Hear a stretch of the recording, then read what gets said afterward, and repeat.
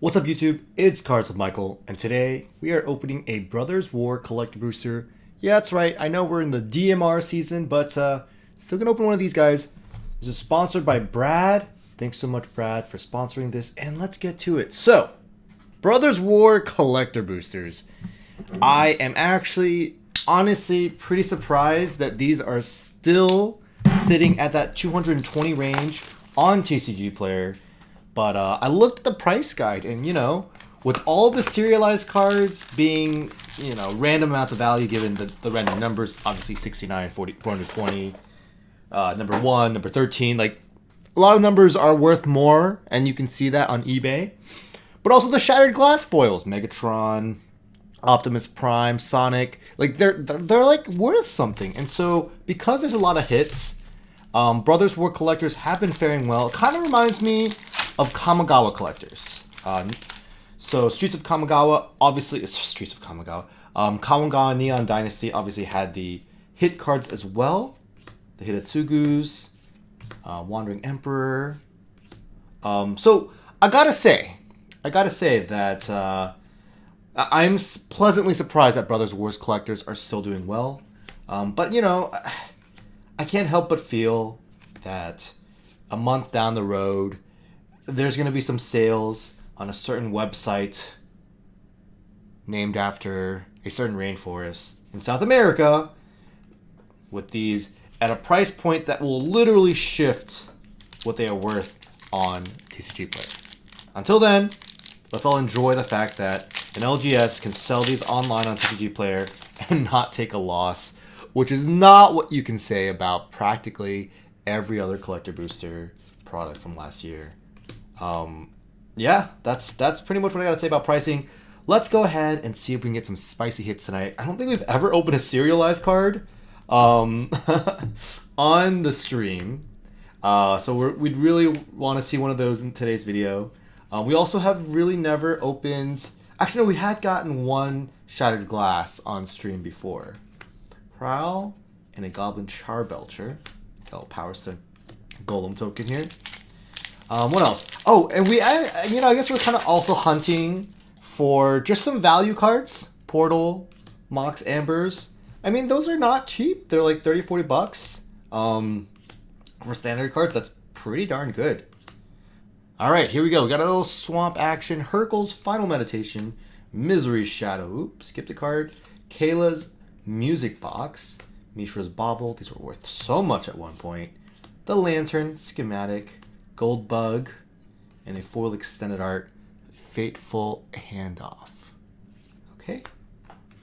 On to the next. What do you guys think about Brothers War Collectors? Do you think these are going to continue to age well? Like, is this going to be a $250 collector? Because honestly, like someone told me that the product reminded them of Ikoria collectors. So I was thinking, well, Ikoria I thought did so well, but I looked at TCG Player and those are, like, in order for them to have done quote unquote well, we need those things to be like $300 plus by this point. It's been 2 years. It's been 2 years on Ikoria collectors, and they've kind of been flat. Like the demand for them, it's not like people. It's not like on the zeitgeist, right? Like.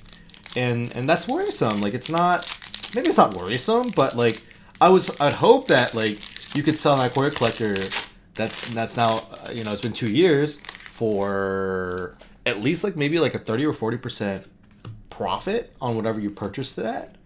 So I don't know. That's kind of where I'm at. I guess bottom line still, it is really nice that you can sell these on TCG Player and get more than your cost basis. That's already, for Magic at this point, a win.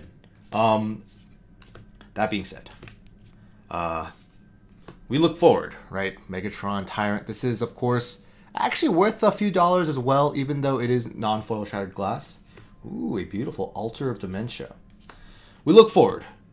We have Dominaria Remastered right now, still in the 200 and let's call it 90 range on TCG Player. That is way above cost. You can make money on that. Well, after fees and everything, maybe you're not making a lot of money on it. but it is still profitable, which is not something you can say about most collector booster products on TCG Player. I'm sure in store these are selling like fire cakes, wild cakes, sweet cakes. They're selling very well. Reports from all my friends that own stores, like they cannot keep a Dominaria Remastered collector booster kind of in stock.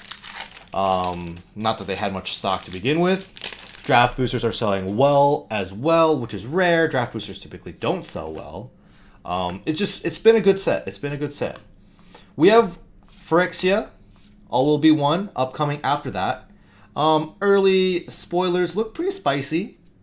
Sales, we'll see. Right now, people's minds are still kind of on the Dominaria Remastered train, and it usually will take like a week or two more before people start thinking about the next set. You know, once you've done your 5th, 6th draft of Dominaria Remastered, and you're craving something new, that's when kind of the sales start trickling in. Of course, when the product starts getting broken on YouTube, got a nice hit here, Root Path Purifier, that also will change the value assessment, the number of sales, the demand.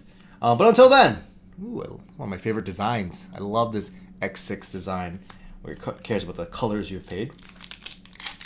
Okay, so what do I think about those two sets?